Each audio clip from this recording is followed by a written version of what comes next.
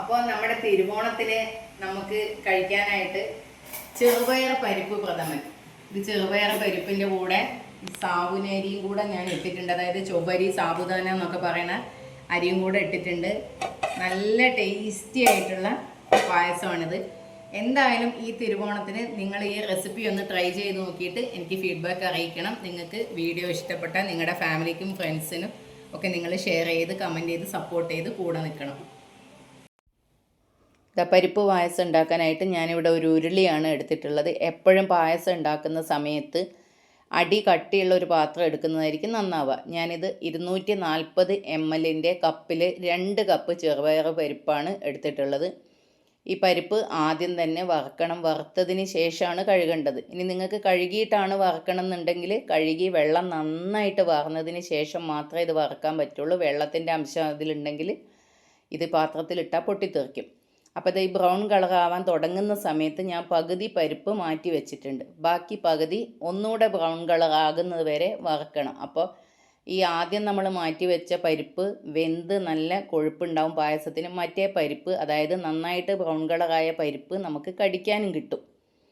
അപ്പോൾ ദാ ബാക്കിയും കൂടെ നന്നായിട്ട് വറുത്ത് കൊടുക്കുന്നുണ്ട്. അതിന് ശേഷമാണ് ഇത് കഴുകുന്നത്. ഞാൻ ഈ 2 പരിപ്പും തമ്മിൽ നമുക്ക് ഈ കളർ ചേഞ്ച് ഇപ്പം വറുത്ത് കഴിഞ്ഞ് കഴിഞ്ഞാൽ ഇതിൻ്റെ കളർ ചേഞ്ച് നമുക്ക് കാണാം. ഇതിലേക്ക് ഞാൻ ചൊവ്വരിയും കൂടെ ഇട്ട് കൊടുക്കുന്നുണ്ട്. ആ പരിപ്പും കൂടെ വറുത്ത്, അത് കണ്ട കളർ ചേഞ്ച് കണ്ടില്ലേ? ആദ്യം വറുത്ത പരിപ്പും പിന്നീട് വറുത്ത പരിപ്പും തമ്മിൽ നല്ല കളർ ചേഞ്ച് ഉണ്ട്. ആ പരിപ്പ് നമുക്ക് കടിക്കാൻ കിട്ടും, നന്നായിട്ട് വറുത്ത പരിപ്പ്. ഇതാ ഞാനിവിടെ കഴുകുന്നുണ്ട് പരിപ്പ്. കഴുകിയതിന് ശേഷം ഞാനൊരു കുക്കറിലിട്ടിട്ടാണ് ഈ പരിപ്പ് വേവിക്കുന്നത്. കുക്കറിലാകുമ്പോൾ പെട്ടെന്ന് വേവും. ഇതാ കഴുകിയ പരിപ്പ് ഞാൻ കുക്കറിലേക്ക് ഇട്ട് കൊടുത്തിട്ടുണ്ട്. അപ്പോൾ 2 കപ്പ് പരിപ്പിന് ഞാനിവിടെ 3-3.5 കപ്പ് ഏകദേശം ആ അളവിലാണ് വെള്ളം വെക്കുന്നത്. വെള്ളം ഒരുപാട് വെക്കേണ്ട ആവശ്യമില്ല. കാര്യം ഇത് വിസിൽ ഇടുന്ന സമയത്ത് വെള്ളം എല്ലാം തിളച്ച് പുറത്തേക്ക് പോയി ഗ്യാസ് സ്റ്റോപ്പിലും ഒക്കെ വീഴും. മാത്രമല്ല പരിപ്പിൽ ഒരുപാട് വെള്ളം വേണ്ട, പരിപ്പ് വേവാൻ ആവശ്യമായിട്ടുള്ള വെള്ളം മാത്രം മതി. അപ്പോൾ അത് ആ ഒരു അളവിലാണ് ഞാൻ വെച്ച് കൊടുക്കുന്നത്. ഞാൻ ഏകദേശം അളവാണ് ഈ പറയുന്നത്. അല്ല, എൻ്റെ പരിപ്പിനും ഗ്യാസിനും ഇത് കറക്റ്റാണ്. നിങ്ങളുടെ ഗ്യാസിൻ്റെ ഫ്ലെയിമിനനുസരിച്ചും പരിപ്പിൻ്റെ വേവിനനുസരിച്ചും ഇത് മാറിക്കൊണ്ടിരിക്കും.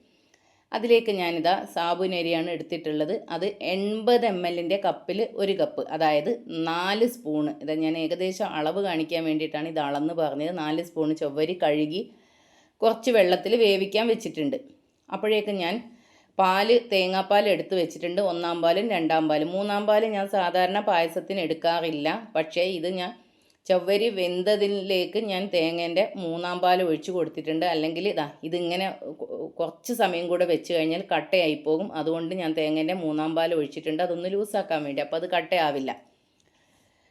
അപ്പുറത്ത് ഞാൻ ശർക്കര ഒരുക്കാനായിട്ട് വെച്ചിട്ടുണ്ട്.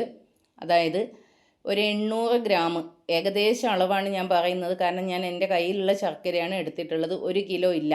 ഇതൊരു മീഡിയം മധുരമാണ് ഉണ്ടാവുക. ഈ ശർക്കരയിൽ ഈ തിളക്കുന്ന സമയത്ത്, ഉരുക്കുന്ന സമയത്ത് ഈ പൊങ്ങി വരുന്നത് ശർക്കരയുടെ അഴുക്കാണ്. അതൊക്കെ നമ്മൾ കോരി മാറ്റണം. ശർക്കര ഉരുക്കുന്ന സമയത്തും കുറച്ച് വെള്ളത്തിൽ ഉരുക്കാം. കാരണം നമ്മൾ തേങ്ങാപ്പാലൊക്കെ ഇതിലേക്ക് ഒഴിക്കാനുള്ളതാണ്. അപ്പോൾ കുറച്ച് വെള്ളത്തിൽ, ഒരു 1/2 ഗ്ലാസ് വെള്ളത്തിൽ ശർക്കര ഉരുക്കിയാൽ മതി. പരിപ്പ് ഒരു വിസിൽ ഹൈ ഫ്ലെയിമിലും മീഡിയം ഫ്ലെയിമിൽ 2 വിസിലാണ് ഇട്ടിട്ടുള്ളത്. പരിപ്പ് നന്നായിട്ട് വെന്തിട്ടുണ്ട്. വെള്ളമൊക്കെ കറക്റ്റാണ്, കൂടുതൽ വെള്ളമില്ല, അടിയിൽ പിടിച്ചിട്ടുമില്ല. അപ്പോൾ ഉരുളി വീണ്ടും ചൂടാകാൻ വെച്ചിട്ടുണ്ട്. ആ ഉരുളിയിലേക്ക് ഈ പരിപ്പും നെയ്യും കൂടെയാണ് നമ്മൾ നന്നായിട്ട് വേവിക്കേണ്ടത്. ആ നെയ്യ് ഒഴിച്ച് കൊടുത്തിട്ടുണ്ട്. അതിലേക്ക് പരിപ്പ് മിക്സ് ചെയ്തിട്ട് നന്നായിട്ട് വേവിക്കുക. അതിനോടൊപ്പം തന്നെ നമ്മൾ ഉരുക്കിയ ശർക്കരയും കൂടെ ഒഴിച്ച് കൊടുത്തിട്ട് ഇത് നന്നായിട്ട് വെന്തതിന് ശേഷമാണ് ഇതിലേക്ക് നമ്മൾ തേങ്ങേൻ്റെ 2-ാം പാൽ ഒഴിച്ച് കൊടുക്കുന്നത്. ഞാനിവിടെ എടുത്തിട്ടുള്ളത് വലിയ തേങ്ങ, അതായത് 1.5 തേങ്ങ. നിങ്ങളുടെ കയ്യിൽ ചെറിയ തേങ്ങയാണ്, നിങ്ങൾ 2 തേങ്ങ എടുത്താൽ മതി.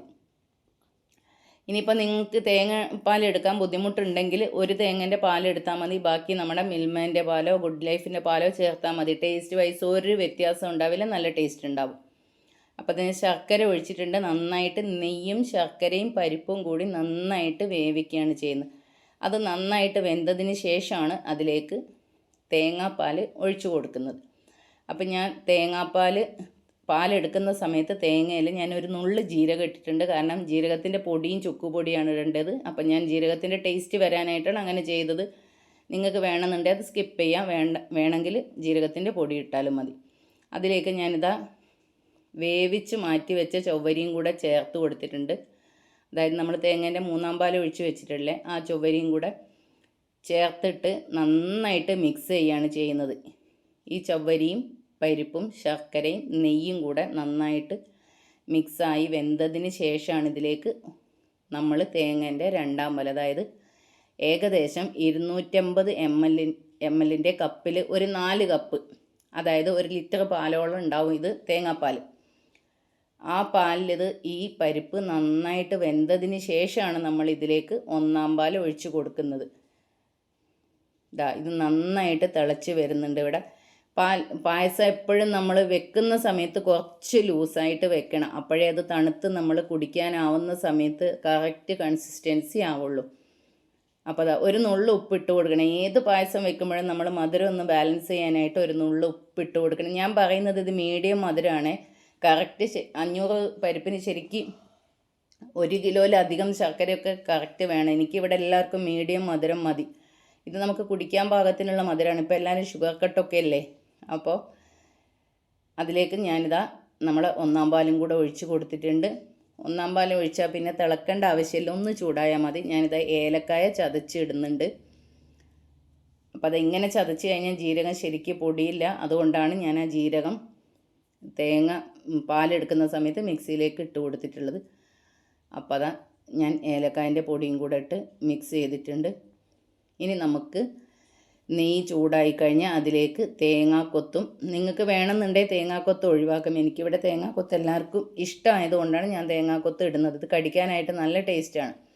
അപ്പം നമ്മൾ തേങ്ങാ പാലെടുക്കുന്ന സമയത്ത് തന്നെ ഈ വറുത്തിടാൻ ആവശ്യമായ തേങ്ങാപ്പൂള് മാറ്റി വെക്കണം. അല്ലാതെ നമ്മൾ ഈ തേങ്ങയ്ക്ക് വേണ്ടി വീണ്ടും ഒരു തേങ്ങ എടുത്ത് പൊട്ടിക്കേണ്ടി വരും. അപ്പോൾ അന്നേരം കുറച്ച് തേങ്ങാപ്പൂള് മാറ്റി വെച്ച് കഴിഞ്ഞാൽ ഈ ഒരു ഇതിന് എടുക്കാം. അപ്പോൾ നമ്മൾ ചെറിയ പീസാക്കി കട്ട് ചെയ്തത് നെയ്യിലിട്ടിട്ടുണ്ട്.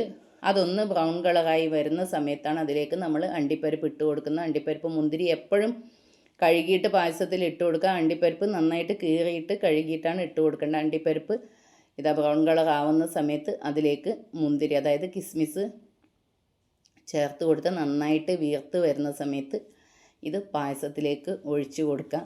നിങ്ങൾ ഇതേ ഒരളവിൽ ഇതേപോലെ ചെയ്ത് കഴിഞ്ഞാൽ നിങ്ങൾക്ക് അടിപൊളി പായസം കിട്ടും. ഞാൻ മുമ്പൊക്കെ വെറും ചെറുപയർ പരിപ്പ് മാത്രമായിരുന്നു വെച്ചിരുന്നത്. പിന്നീട് ഞാൻ ലക്ഷ്മി മാഡത്തിൻ്റെ ഒരു വീഡിയോയിലാണ് കണ്ടിട്ടുള്ളത് ലക്ഷ്മി മാഡം ഈ സാബുനരി ചേർത്തിട്ടുണ്ടെന്ന്.